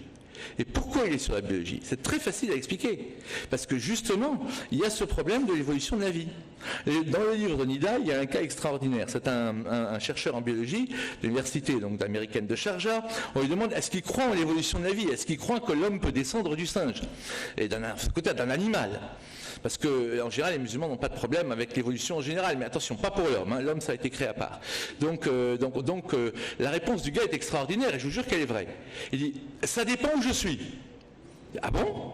Oui, quand je suis au mon bureau, je sais que l'homme descend du singe parce que j'ai les preuves scientifiques. Mais quand je suis chez moi, en tant que musulman, je sais que l'homme ne descend pas du singe. Voilà, c'est le cerveau coupé en deux. Eh bien, ce problème-là, rassurez-vous, il existe aussi dans la modernité, nous, en Occident. Ça a été développé par C.P. Snow, mais il est moins cruel ou moins directement visible. C.P. Snow est un grand écrivain anglais, Charles Pierre Snow, qui a parlé en 1920 qu'il y avait un gap qui s'établissait entre deux cultures. D'un côté, vous avez la culture traditionnelle, pour nous en Occident issu du christianisme, qui nous dit que le monde a un sens. Et puis vous avez la culture scientifique, technologique, qui nous donne tout ce progrès, qui nous donne l'électricité, les médicaments, les antibiotiques, la durée de vie que nous avons, voyez, et qui semble nous dire que le monde n'a pas de sens. Voyez, donc on est, nous aussi, la modernité, nous sommes des hommes schizophrènes. Nous sommes des hommes coupés en deux à cause de ce fossé entre la culture scientifique et la culture traditionnelle et religieuse. Eh bien, dans l'islam, vous avez ce problème de façon peut-être encore plus vivace aujourd'hui, tel que je viens de le décrire. Alors, quelles sont les solutions face à ce problème? Encore une fois, moi je parle de l'extérieur, mais je dis deux choses. Premièrement, quand je parle à des musulmans, je leur dis toujours, attention, il y a un point sur lequel nous sommes tous d'accord, nous ne sommes pas Dieu. Bah oui. Ah, aucun fondamentaliste peut vous dire qu'il est Dieu, parce que dans ce cas-là, il n'est pas croyant. Hein. Donc, comme vous n'êtes pas Dieu, et moi non plus, il n'y a que Dieu qui sait exactement ce qu'il a voulu dire dans le Coran. Et donc vous ne pouvez pas me dire, par exemple, nous créâmes l'homme d'une argile extraite d'une boue malléable 15-26, et il a commencé la création de l'homme à partir de l'argile, puis il tira sa descendance d'une goutte d'eau 32-7 dans le Coran. Vous ne pouvez pas me dire que c'est exactement ce que Dieu a voulu dire. Par exemple, c'est juste une idée. Vous allez dire que je fais peut-être de l'hijaz. Oui, why not? Mais c'est une hijaz plus ouverte, on va y revenir en conclusion. Il y a un certain Alexander Cairns Smith qui a fait toute une théorie comme quoi la vie vient de l'argile. La vie serait au départ né dans des cristaux d'argile qui se seraient autodupliqués. Il y a peut-être ça, et puis après toute l'évolution de la vie qui a mené à l'homme. Peut-être que Dieu a voulu dire ça, ou peut-être qu'il a voulu dire quelque chose de complètement différent. Je ne sais pas. Mais c'est très important de dire, il n'y a que Dieu qui sait exactement ce qu'il a dit dans le Coran, donc ça s'interprète. C'est comme je parlais tout à l'heure du Talmud, qui passe tout son temps à interpréter la Bible. Ça me paraît déjà une chose absolument fondamentale à mettre sur la table. Ensuite, le rapport science et religion. La vitesse de la lumière, je l'ai dit, et pas dans le Coran. Mais qu'est-ce que l'homme? Qu'est-ce que la nature du monde? Ce sont des questions que se pose la science, et ce sont des questions que se pose la religion. Voyez? Là, la science et la religion ne sont pas comme ça, ne sont pas séparées, si on fait des ensembles, et c'est pas non plus comme ça. Hein? Ça, c'est évidemment quand on veut faire du concordisme ou quand on veut faire l'ijaz almi, c'est comme ça. Il y a des questions frontières qui concernent à la fois la science et la religion. Et c'est là où on peut creuser, et c'est là où on peut trouver justement la possibilité de mettre sur place une vision du monde qui soit unifiée, qui ne soit plus une vision du monde schizophrène. Parce que effectivement, un monde où il n'y a que la religion sans la raison, c'est un monde qui engendre des monstres. Et nous le voyons. Mais, et c'est le problème de l'Occident, un monde où il n'y a que la raison, et on a oublié la tradition, la religion, la mystique, la spiritualité, eh bien c'est un monde qui n'a pas de souffle, c'est un monde qui n'attire plus Et le drame de certains de ces jeunes qui viennent de nos banlieues et qui vont se faire exploser en Syrie, le pire, c'est que pour certains, ils donnent un sens à leur vie. Vous vous rendez compte? Ils donnent un sens à leur vie en se tuant. C'est quand même horrible. Et c'est aussi une question qui nous est posée. C'est que nos civilisations ne sont plus capables, en tout cas pour l'Occident, pour la modernité, de donner justement ce sens. Voilà pourquoi il est tellement important, voilà pourquoi moi-même j'essaie modestement de me consacrer à ce domaine de science et religion. Parce que c'est la seule façon de construire un homme postmoderne, après un monde qui a été un peu trop basé sur la transcendance et un monde un peu trop basé sur la raison, de bâtir un monde qui puisse marcher solidement sur ses deux pieds, qui soit à la fois la transcendance et la raison. Je vous remercie.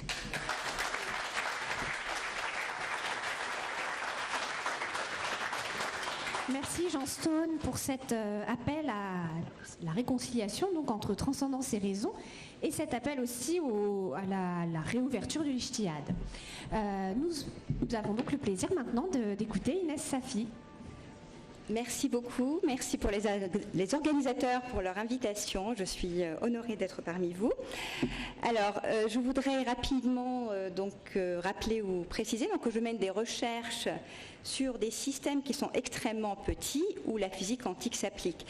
Et en écho à ce que disait, je remercie aussi les intervenants précédents pour leurs apports extrêmement enrichissants. Je voudrais quand même rappeler quelque chose, c'est que quand je rédige des articles scientifiques dans les revues internationales, en fait, je contribue à accroître le classement de mon université Paris-Saclay à l'échelle internationale et pas du tout la Tunisie où j'ai grandi. Alors il faut donc penser aussi à toute la fuite des cerveaux entre guillemets, je le dis modestement bien sûr, mais je connais au moins 2 autres chercheuses qui sont d'ailleurs algériennes, qui sont dans des situations semblables, dont une dirige l'Institut d'astrophysique d'Orsay et l'autre est en physique théorique comme moi, mais dans la physique des particules. Et j'en connais énormément, bien d'autres dans le monde. Dans cette situation-là, qui ont fait leurs études dans leur pays d'origine et qui sont malheureusement à l'étranger parce qu'il n'y a pas les bonnes conditions et les moyens pour faire une recherche scientifique. Alors, pour revenir justement, voilà, c'est une parenthèse que je tenais à ouvrir. Ça va prendre un peu du temps sur les 15 minutes qui me sont allouées, malheureusement. Donc, la physique quantique, elle permet en fait des prédictions qui sont extrêmement précises. Elles sont aussi très impressionnantes. En fait, c'est vraiment grâce à la physique quantique qu'on a tous nos moyens de communication, notre téléphone, notre ordinateur, etc. Cependant, elle échappe au déterminisme. Et ça, c'est très important. Elle ne peut pas décrire vraiment la matière comme elle est. Alors, c'est très important, parce que quand elle se contente, elle peut faire ses prédictions, elle se contente de prédire, mais elle énonce d'une façon, on va dire, j'aimerais dire humble, en fait, ses prédictions, et elle énonce ses propres limites. Donc, elle se distingue fondamentalement de la physique classique qu'on nous a enseignée sur les bancs du lycée. Or, et ça a été dit déjà auparavant, nos pensées sont aussi modelées, fécondées par la science. Elle a un certain pouvoir sur ses pensées. Et donc, elle continue, ça a été toujours le cas dans l'histoire, à inspirer donc, la pensée avec grand P aussi, et aussi la philosophie qui se sont beaucoup aussi appuyées sur la science de la nature, qui était même confondue à un certain moment de l'histoire. Et donc le fait qu'elle énonce ces incertitudes avec une belle certitude, je trouve qu'elle est justement source de riches leçons philosophiques. Et en particulier, elle nous invite à questionner la définition de ce que c'est que la science, de ce que c'est que la raison et de ce que c'est que la vérité ou la vérité scientifique. Il se trouve quand même que ce genre de questionnement, en fait, a toujours eu lieu à travers l'histoire de la pensée, qu'elle soit grecque, arabo-islamique ou occidentale. Mais la raison a pu opérer selon différentes modalités. Elle a vu son champ de pouvoir rétréci ou étendu. Et je pourrais ainsi dire que la physique quantique quantique, en fait, résonne davantage avec la raison critique d'Al-Razali ou de Kant qu'avec la raison de Descartes, où je placerai plutôt la physique classique. Et donc j'aurais envie de dire que c'est la physique classique qui serait moderne, puisque la modernité est associée à Descartes, alors que la physique quantique est plutôt postmoderne. Évidemment, on parle de la raison de Descartes qui, un peu dans le sillage de la raison d'Aristote, qui ne se réduisait pas nécessairement non plus à une rationalité appauvrie qui est répandue de nos jours et que je voudrais un peu aborder par la suite. Donc sur la connaissance et les modalités et les modes de la connaissance, je me suis donc engagée, comme il a été dit, merci à Virginie Larousse pour sa présentation, dans une voie de dialogue entre cette science moderne, ou je dirais postmoderne, et la religion ou l'héritage spirituel de l'islam, l'héritage qui ne se réduit pas à un instant zéro dans le temps. C'est un dialogue que je considère extrêmement important, mais qui respecte la distinction, les différences qui sont inhérentes à chaque champ de savoir que représentent les sciences et la religion. Par exemple, la religion est guidée par le principe de finalité qui se trouve exclu des sciences. Mais dans ces deux champs, on peut dire que nous sommes en train de chercher à comprendre ce qui est visible, des phénomènes qui sont visibles, par des entités qui sont invisibles, par des choses, al-shay' en arabe on dirait, dont la nature nous échappe. Et dans les deux champs, en fait, la rationalité nous guide, bien évidemment. Elle est très importante, elle est vraiment cruciale. Toutefois, cette rationalité réclame qu'on définisse son sens et que l'on intègre aussi ses multiples modalités. Et qu'elle soit pratiquée en science ou en théologie, la rationalité s'avère limitée. Et à un certain degré, elle laisse la place à la perplexité. Alors, je voudrais quand même préciser d'emblée que face à cette perplexité, je ne vise pas à combler les trous de notre ignorance par Dieu. Car pour moi, une telle démarche serait tout à fait symétrique à celle qui consisterait à exclure Dieu des zones éclairées par la science. Dans ces deux cas, on est en train d'attribuer à la science, soit avec ses limites ou ses succès, la mission de démontrer ou d'infirmer l'existence de Dieu. Dans les deux démarches, on a recours à une preuve logique émanant d'une rationalisation de la question de Dieu. Maintenant, en vue du temps imparti qui me reste, je vais essayer de dégager un seul message lors de cet exposé. D'abord, une rationalité close peut mener au dogmatisme et à l'exclusion de la diversité possible des modes de connaissance. Ensuite, cette rationalité close opère en fait du côté des religieux, mais aussi du côté de certains scientifiques ou penseurs, y compris dans le monde arabe.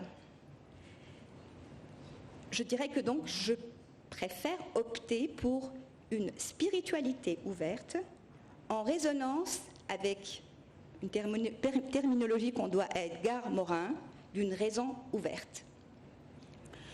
Certes, on sait très bien que le manque de rationalité peut nous mener droit à l'obscurantisme, comme lorsqu'on remet en cause la rotondité ou le mouvement de la Terre de nos jours. Mais, à l'inverse, un rationalisme systématique et asséché à l'intérieur du champ religieux conduit à d'autres pathologies répandues dans le monde musulman. Ainsi, on a parlé déjà, Johnston, du concordisme. Pour moi, il s'apparente, je le perçois comme une forme de réductionnisme qu'on fait subir en réalité aux deux champs, scientifiques et religieux, et qui absolutise ce qui relève du contingent. On y réduit le texte sacré, non contextualisé, dont le symbolisme est oublié, voire balayé, à la lecture simpliste d'un énoncé scientifique qui, à son tour, n'est pas non plus contextualisé.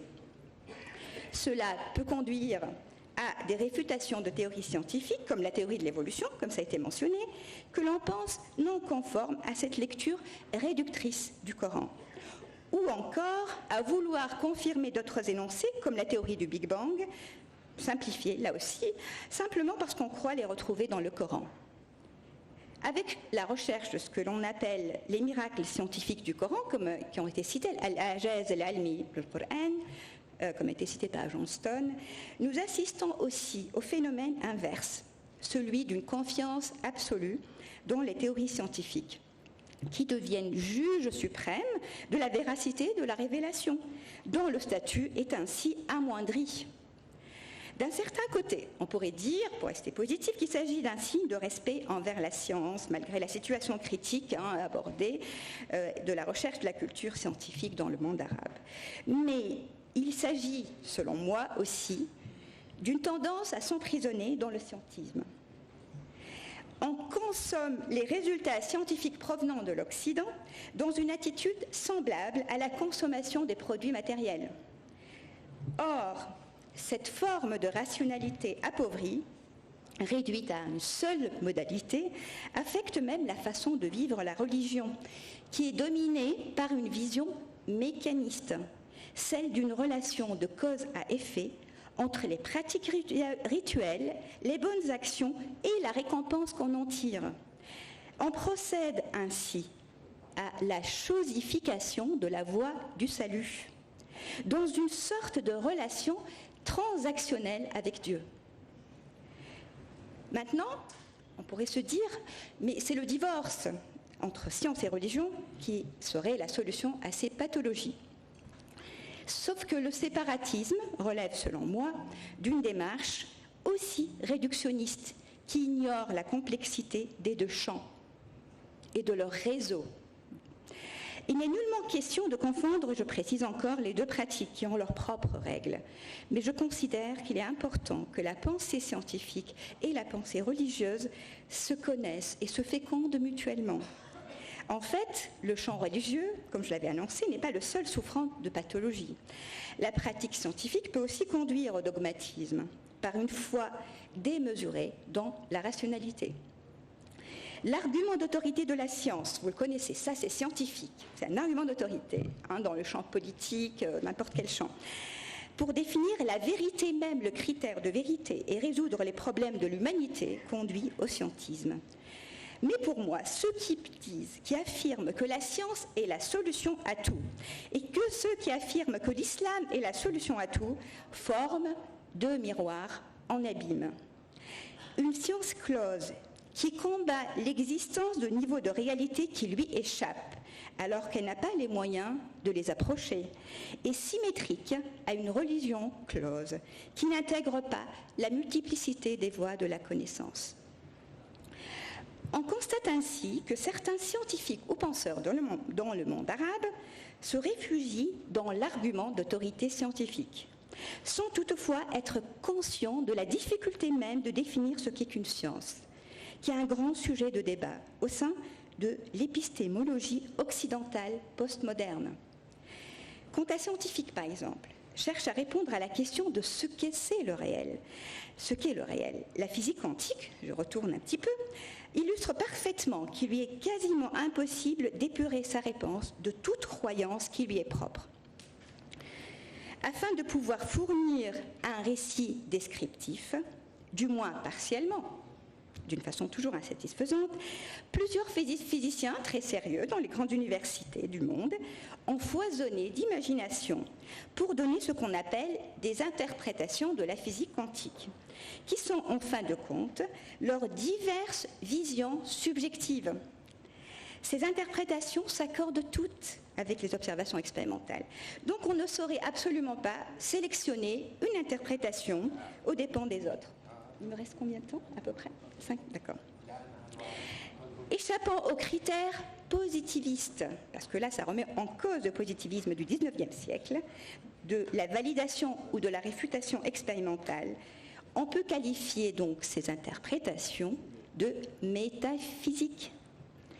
Ce qui est relative, sans pour autant les effacer, bien entendu, les frontières que nous avons tendance à ériger entre physique et métaphysique. Et d'ailleurs, un des fondateurs de la physique quantique, Max Planck, a écrit « La foi est une caractéristique dont ne peut se passer un scientifique. » En fait, lui et d'autres fondateurs de la physique quantique étaient tellement choqués par leur théorie, opposée au schéma cartésien, qu'ils sont allés chercher dans la tradition extrême orientale des visions métaphysiques, les aidant à donner un sens à leur découverte.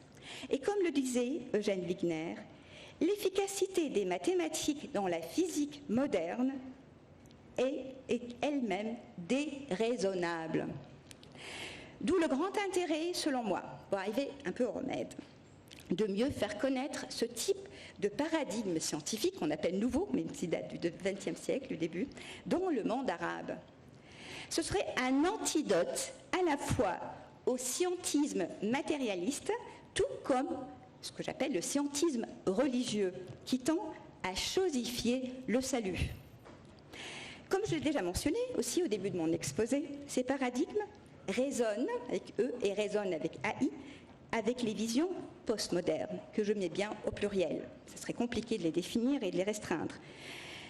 Il ne s'agit pas de les importer du point de vue du monde arabe ou de les faire adopter en bloc, mais de s'inspirer de la déconstruction de la modernité que ces visions proposent en réaction au désenchantement du monde. Mais c'est dans la confrontation des idées qu'émergent les étincelles. Et que l'on puisse envisager, pour reproduire une boutade de mon ami astrophysicien Abdelhak Guiterdeni, qui est parmi nous, la postmodernité, ça veut dire une construction après la déconstruction. Je suggérerais alors de poser la question non pas du lien de l'islam avec la modernité, mais de son rapport et même de son alliance possible avec la postmodernité. Et son dialogue avec la science postmoderne, établi d'une façon saine, serait alors à reconstruire lui aussi. Or, comme le note le philosophe Ali Ben Makhlouf, qui est déjà intervenu à Lima, les pensées postmodernes trouvent des échos dans la pensée médiévale de l'islam, très rétive à adopter des schémas philosophiques clos.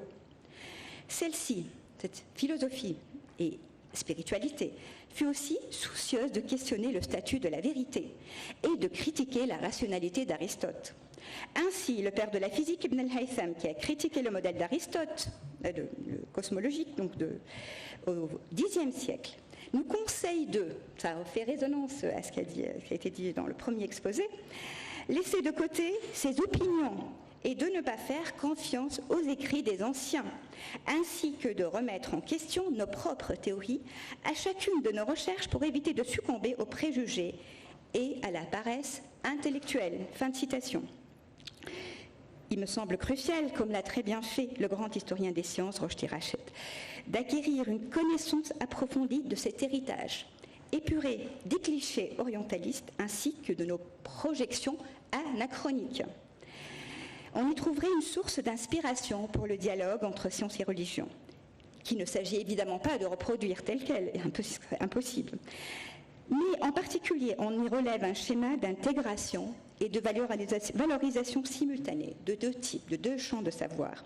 D'un côté, le champ de la pratique objective des sciences qui relève d'une démarche rationnelle confortée par l'observation.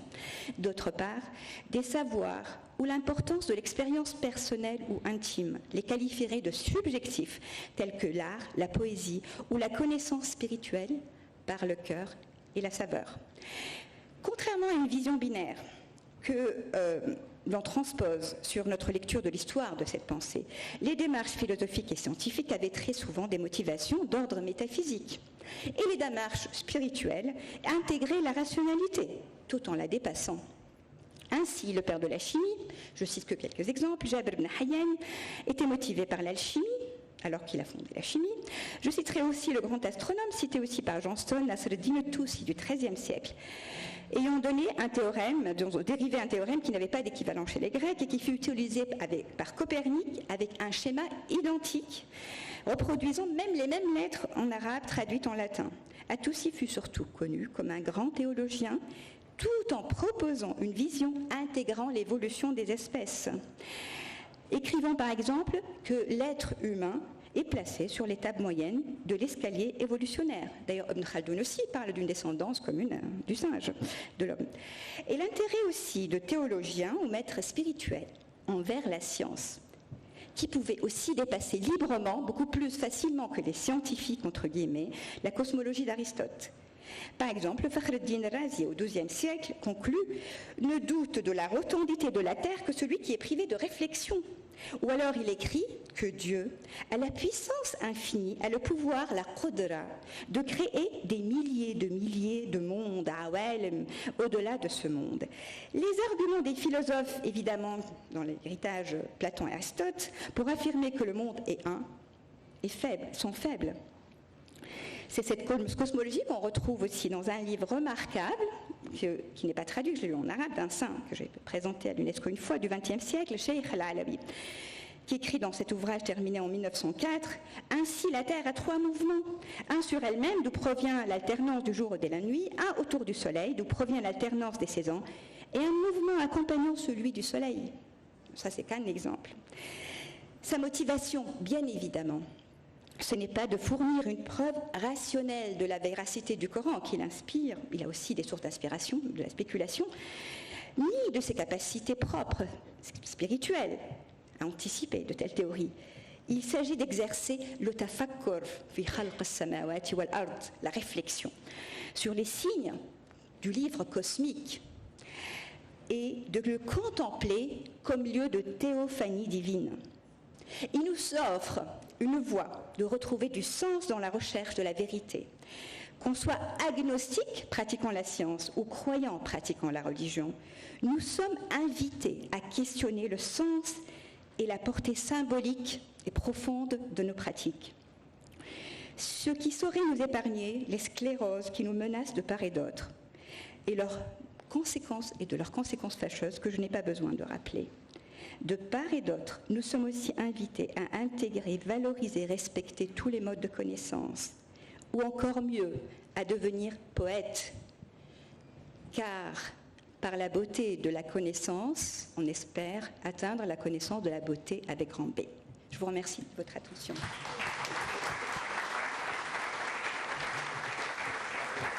Merci beaucoup Inès Safi pour ce plaidoyer en faveur d'une raison ouverte. Merci. Et nous allons terminer donc avec le professeur Mohamed Charour. Je suis extrêmement désolé car je vais m'adresser à vous en étant assis. C'est l'âge, comme vous le savez.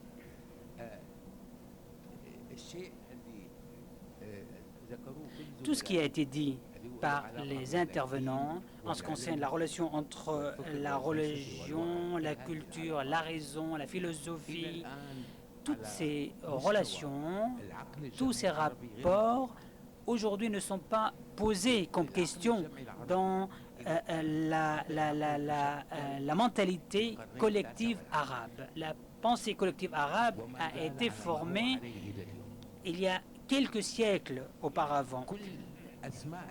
Tous les scientifiques ont été cités par les intervenants, les savants arabo-musulmans qui ont contribué à la civilisation arabo-musulmane, selon les ulémas musulmans à l'école, étaient hérétiques.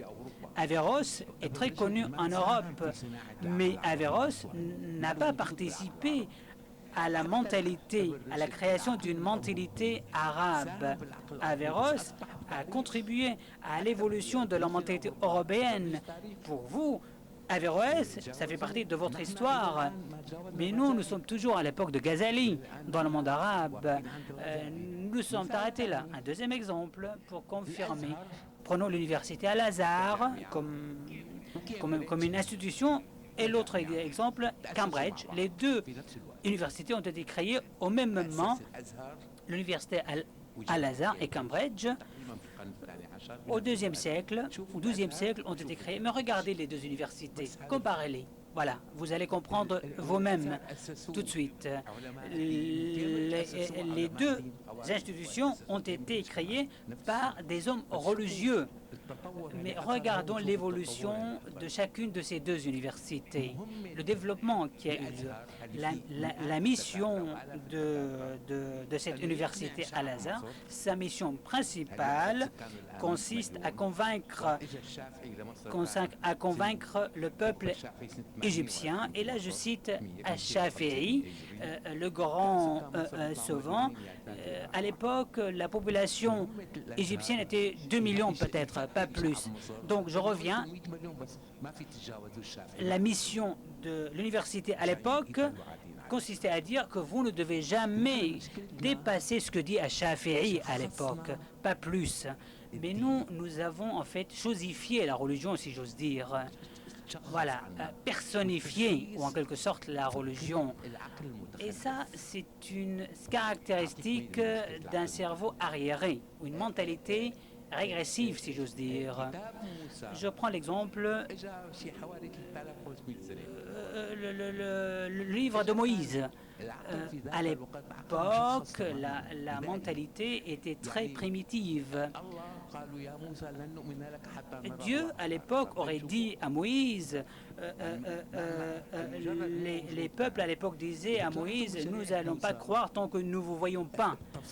Et quand on regarde dans le livre de Moïse, les détails sont très ennuyeux. Il n'y a plus lieu de travailler, de faire un effort d'interprétation. C'est très ennuyeux. Quant au christianisme, était centré sur la personne de Jésus. Le Jésus, c'est le cœur du christianisme, lui-même. À la fin du 7e siècle, pardon, à la fin du 9e siècle, le grand savant Shafi'i est né vers 770. À l'époque, les Arabes avaient eu connaissance des ouvrages, des livres précédents. Et ils ont constaté que l'Évangile est en quelque sorte le récit personnel du Jésus. Et ce qui est vrai, l'Évangile est le récit personnel, le CV en quelque sorte, de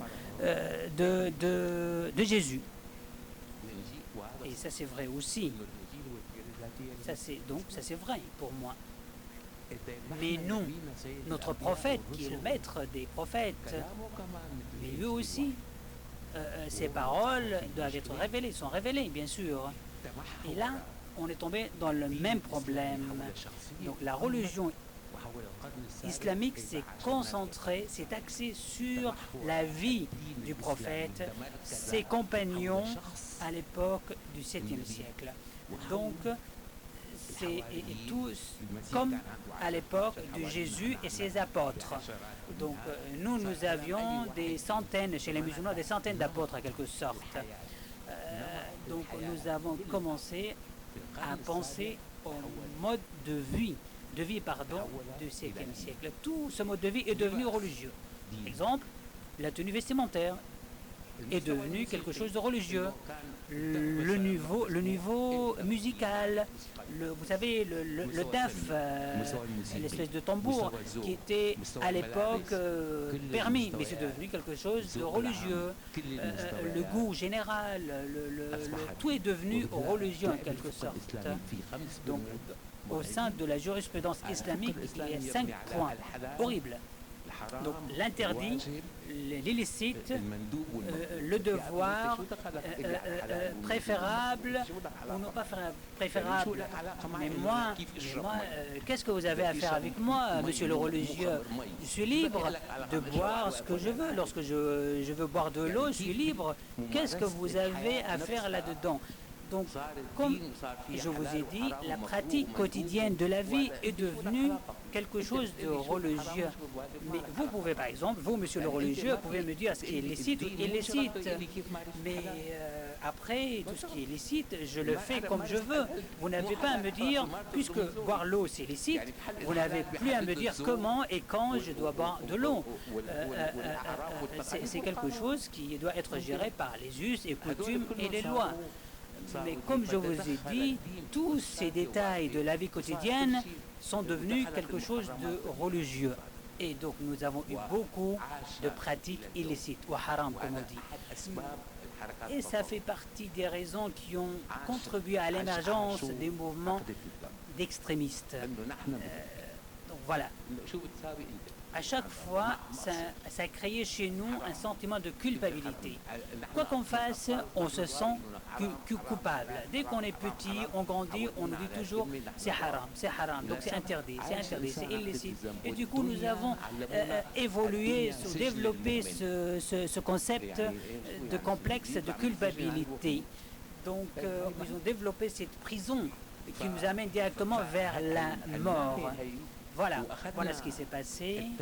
Ainsi, donc je reviens à la personnification de la religion. Nous avons peut-être repris cela de Jésus. Regardons ce qu'on a dit pour éviter de dire chez les musulmans, éviter de dire que Jésus est le Fils de Dieu. Ils ont commencé à dire c'est le plus noble des créatures de Dieu, c'est etc. concernant le prophète. Donc ils ont un peu élevé cela. Et c'est ce que nous constatons dans la jurisprudence, dans l'effort d'interprétation islamique. Étant donné que le mode de vie qui existait au 7e siècle est devenu la religion en fait. Et nous avions eu une mentalité analogique. Une mentalité analogique ne peut pas en fait créer quelque chose de bien. Pourquoi? Parce que la pensée analogique a besoin d'un référent, d'une référence. C'est comme le communisme. Le communisme, en fait, a repris ce qui existait, le modèle soviétique. Mais la pensée islamique ne peut pas créer de nouvelles façons de penser pour gérer la société, les modes de vie. Donc après, nous nous sommes ouverts vers l'Europe. Donc je passe, j'avance dans le temps. Mais nous sommes restés à ces principes. Regardons tous ces livres. Nous avons un problème avec un seul livre. Dedans, il y a une centaine de pages. Ce livre est le message de Ash-Shafi'i, où ça a été précisé les racines usul al-Qur'an. Donc, ça détruit la sunna comme une révélation. C'est le premier qui l'a dit. Ash-Shafi'i, personne avant lui ne l'a pas dit. En matière d'analogisme, donc il y a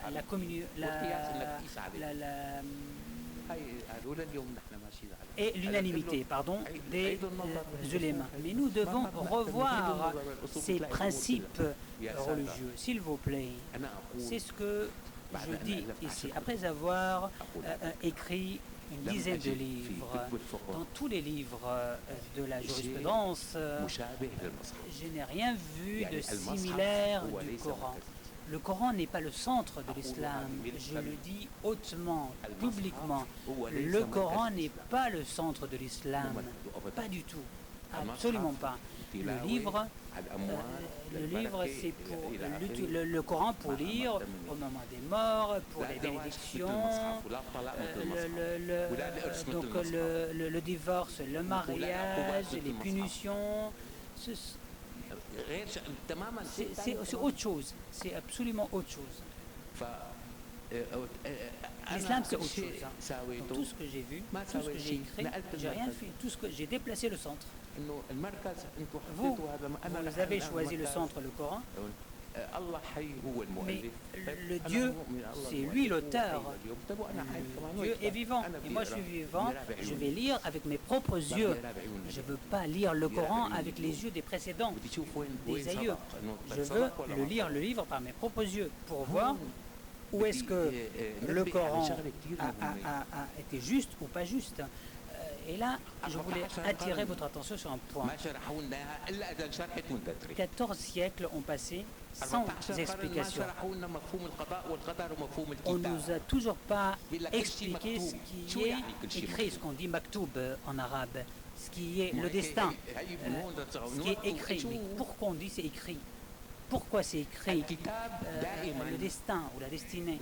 Comme vous le savez, Dans le Coran, le verbe kataba, ça veut dire écrire en arabe, ce verbe a été manipulé, mésusutilisé. Quand on dit il a écrit, c'est-à-dire j'ai relié deux choses. Quand je dis a, c'est une syllabe. Après kha, j'ai akha, ça fait deux sons. Et donc je relie kata avec bon.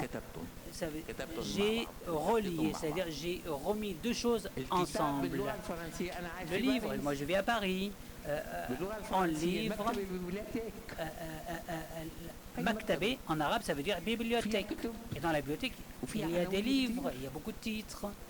Le livre, kitab, lorsque Dieu dit je vous ai révélé un livre, une bibliothèque en quelque sorte. Lorsqu'il a dit je vous ai révélé un livre, en fait, il n'y a pas un seul titre, un seul livre, il y a plusieurs titres au sein de ce livre. Il y a le message, il y a la prophétie et l'index. Donc le message, le jeûne, il y a la prophétie. Donc la prophétie est synonyme du Coran. Vous savez toujours l'index, lorsque vous entrez dans une bibliothèque, il y a l'index. Mais bien sûr, le Coran a un index. Mais qu'est-ce qu'il y a dans l'index? Dieu nous a fixé l'index. Par exemple, il y a certains principes. Ce livre est là pour prouver ce qui a été dicté par Dieu.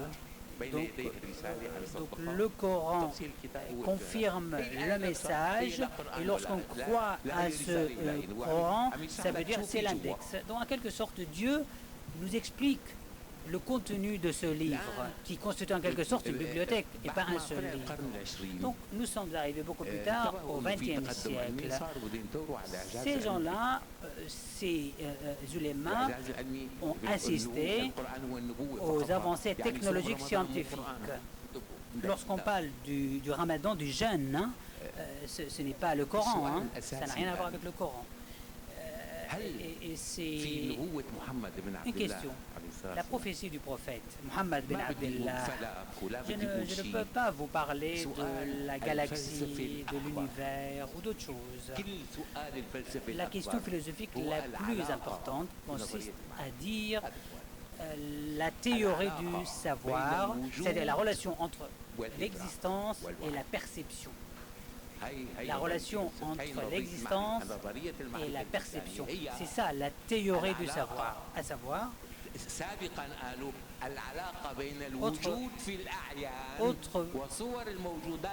autre part, on parlait de l'existence et l'imaginaire et l'imagination. Donc, cette question philosophique extrêmement importante est toujours là sans réponse. C'est une question ouverte qui n'a jamais trouvé une réponse. Après le matérialisme, l'idéalisme, etc. Mais cette relation entre l'existence et la perception n'a pas été clarifiée. Il ne faut pas parler des miracles scientifiques du Coran. Il faut parler, il faut dire, est-ce que le Coran a répondu à cette question? Voilà la problématique essentielle. Le Coran a donné des clés de la théorie humaine, de la connaissance humaine. Jusqu'à maintenant, vous avez évoqué des théories post-modernisme ou d'autres théories, mais le savoir ou la connaissance humaine est fondée sur ce principe-là qui a été expliqué par le Coran. Le Coran a dit aussi, on a dit dans le Coran, que la vraie existence, c'est l'existence divine. Et cette existence a été qualifiée par juste. Dans le Coran, on parle du vrai ou faux, de juste ou injuste. Voilà, ce sont des notions. Et souvent, quand on parle de juste et faux, en quelque sorte, et cette existence a été qualifiée de juste. Donc c'est une existence juste. Et tout ce qui est faux, c'est illusoire, en quelque sorte. Ma question est la suivante. Ça a été dit, c'est Dieu qui est juste. Dieu est juste. Et tout ce que si vous croyez à d'autres, c'est faux. Donc, ce qu'on peut comprendre, c'est que Dieu a une existence objective, en dehors de votre pensée. Voilà, c'est la justice divine qui se révèle ici. Mais en disant que Dieu est pour toi imperceptible, difficile à apercevoir. C'est pour cela, on a dit dans le Coran que rien n'est similaire à Dieu. Rien ne peut être comparé à Dieu. C'est très difficile. Après, l'une des solutions possibles, c'est l'apostasie, ou de ne pas croire en quelque sorte, l'athéisme, de ne pas croire en l'existence de Dieu. Moi j'ai une épreuve logique. Personne ne peut prouver l'existence de Dieu comme on a prouvé la rondité en quelque chose de la planète. Donc celui qui ne croit pas se voit comme un idiot. Un athée ne peut pas prouver la non-existence de Dieu. Et là aussi, si il le fait, on le qualifie de fou. En disant que Dieu est juste, et si vous croyez à quelqu'un d'autre, c'est faux. Et en ajoutant que n'a rien de similitude au Dieu, c'est quelque chose de très riche, extrêmement riche, en parlant de métaphysique, en parlant d'éclairs. Ce sont des révélations, des expressions divines à l'époque. C'est une perception qui régnait à l'époque. C'est en quelque sorte, c'est la justice de l'islam, d'où le mot islam. L'islam est fondé sur ce qui est évidence. Cette évidence est croire à un seul Dieu unique. Et ce qui est évident, on ne peut pas le refuter scientifiquement. D'où le nom de l'islam. Pourquoi on a nommé cette religion de l'islam? Parce que c'est une évidence, c'est une donnée bénie d'ici jusqu'à la fin des temps. Personne ne pourra prouver ou refuter. Est-ce que la perception de Dieu chez Einstein est la même perception chez Ahmad ben Hanbal? Est-ce qu'on peut parler de la même perception? Vous, entre vous, je suis sûr que chacun de vous a une perception de Dieu d'une façon différente. Vous n'avez pas la même perception de Dieu. Et ça, c'est quelque chose de la justice divine. C'est difficile de comparer Einstein à un vendeur de falafel, excusez-moi l'expression, mais les deux sont pareils, sont égaux. C'est une évidence pour les deux. Pour les deux, c'est une évidence. Donc, bien sûr, il n'y a pas... Il y aura toujours des personnes athées ou des personnes qui ne croient pas, etc., tant que la vie continue. Par ailleurs, dans le Coran, on dit, et on parle de l'existence. On parle de Dieu, le créateur de la planète et de la Terre, enfin de la Terre et de l'univers. Donc quand on parle de créer, c'est le design. Créer de façon créative, c'est quelque chose qui n'existait pas. Voilà la créativité. Celui qui a institué l'islam, c'est-à-dire c'est quelque chose qui n'existait pas avant. Donc trois adjectifs pour Dieu, créateur, mais créateur de façon créative et également l'initiateur en quelque sorte. Voilà les trois adjectifs qualificatifs du Dieu. On a dit également que tout l'univers en lui seul n'a rien à voir avec Dieu. Dans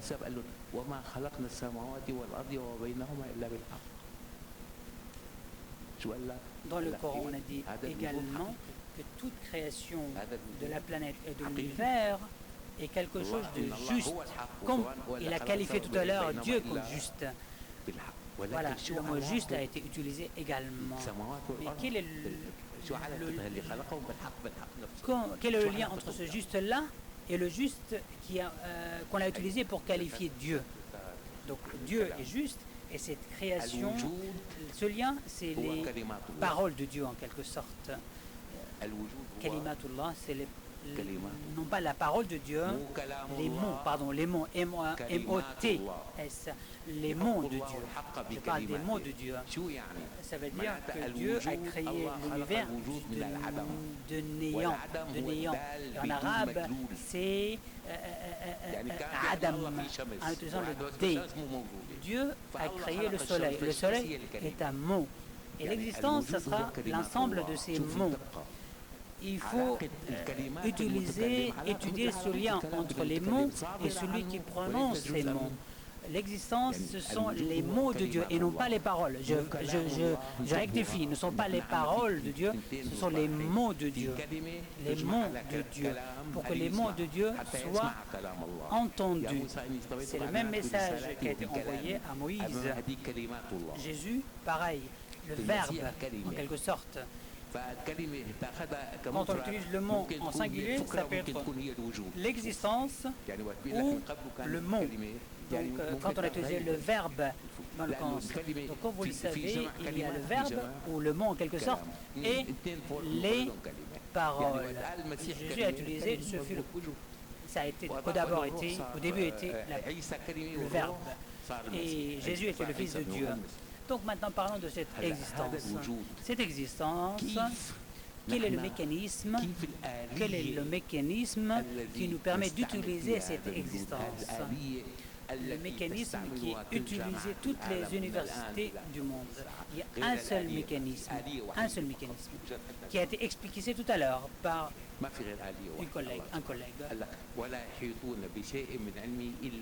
En utilisant, on ne peut pas contenir les connaissances que par l'intermédiaire,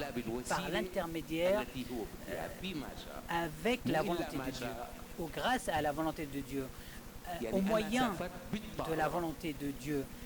Et je prends l'exemple, je mange grâce au bar en utilisant une cuillère. Je voyage en prenant un avion. C'est un outil. Donc, et dès le début du Coran, parmi les premiers messages, en disant lis au nom de Dieu qui vous a créé d'une particule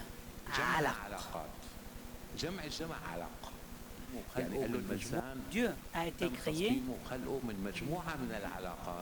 d'une petite chose, d'une petite particule suspendue en quelque sorte. Et alors comment, la question a été posée, comment on peut comprendre ce mot alaq, une particule, toutes les universités du monde doivent utiliser ce principe, c'est-à-dire si on prend le même mot, alaq, et on ajoute qalam. Qalam, c'est le stylo. Donc toutes les universités du monde doivent utiliser le stylo. Voilà le message. Donc, avec les yeux, on peut voir, les oreilles, on peut écouter. Et Dieu peut aider l'être humain à mieux comprendre. Le chien, il peut renifler mieux que moi. Il a un sens plus fort que moi.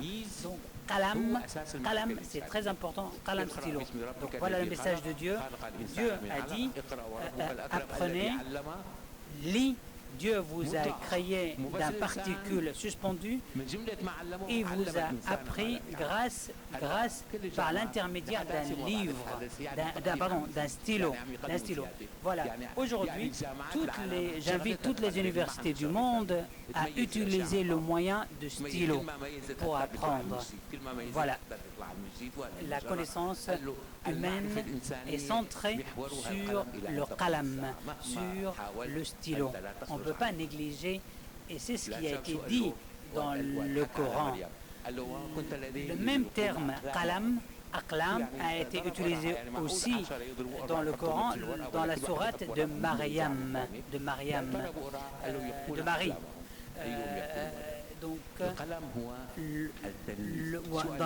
dans un autre endroit, on parlait de noun et de qalam et de règle. La règle. Donc, d'abord, cela veut dire identification et ensuite classification. Nous devons qualifier. Al-qalam, ça veut dire le stylo. Il faut enseigner l'homme par l'intermédiaire de stylo. Et c'est grâce à ce stylo que nous avons appris tout. Et par ailleurs, dans le Coran, on dit que Dieu a appris tous les prophètes. Qu'est-ce qu'on veut dire par enseigner? Enseigner, ça veut dire on arrive à distinguer. Lorsqu'un chien aboie, ça veut dire qu'il fait la différence. C'est un son de chien et non pas de quelqu'un d'autre. Voilà, cette théorie a été expliquée dans le Coran. Pourquoi on n'en parle pas? Aujourd'hui, toutes les connaissances peuvent être développées, mais tout ça, inconsciemment, c'est grâce à ce stylo. À ce stylo, en contenu, si j'ose dire, stylofié, si j'ose dire. La connaissance humaine est en croissance grâce à ce stylo. Toutes les connaissances du monde, on peut les réduire à ce stylo. Merci. Merci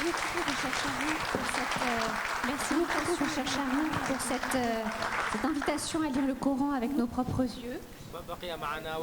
Il nous reste assez peu de temps, mais je vais... Est-ce qu'on a un peu de temps pour des questions? Alors, on va commencer par Madame. Je vous remercie. Je m'appelle Ninou Garabagui et j'aurais une question à M. Khaled Bencher et deux interrogations, c'est-à-dire je ne suis pas tout à fait d'accord avec M. Stone. Là. Je suis là. Alors, il y a la question de... Vous avez dit que la porte de l'Ijtihad est fermée. Êtes-vous certain qu'il est fermé partout? Alors, le deuxième observation, c'est la question que vous avez parlé. Vous avez dit qu'il n'y avait pas de prix Nobel parmi les pays d'arabo-musulmans, mais je pense qu'aujourd'hui, on ne peut plus raisonner en termes, puisque la question de la confiance en soi est importante, on ne peut plus raisonner en termes de dans les pays, parce que tous les cerveaux, maintenant, donc vous savez mieux, et la première médaille file des femme est une Iranienne. Alors j'en viens maintenant à ma question à M. Khaled Bencher.